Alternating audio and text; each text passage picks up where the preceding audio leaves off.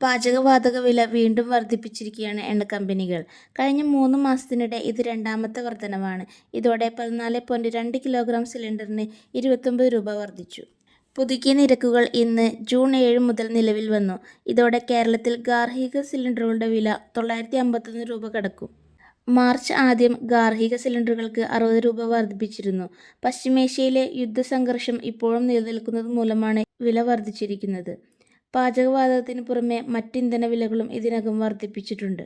May പകുതി മുതൽ ഇതുവരെ പെട്രോൾ, ഡീസൽ വിലകളിൽ ലിറ്ററിന് 7.50 രൂപയുടെ വർധനവുണ്ടായിട്ടുണ്ട്. ഇത്രയും വില കൂട്ടിയിട്ടും പെട്രോളിന് ലിറ്ററിന് 11 രൂപയും ഡീസലിന് 33.6 രൂപയും എന്ന കണക്കിൽ തങ്ങൾ ഇപ്പോഴും നഷ്ടത്തിലാണ് വിൽക്കുന്നതെന്നാണ് എണ്ണ കമ്പനികൾ അവകാശപ്പെടുന്നത്.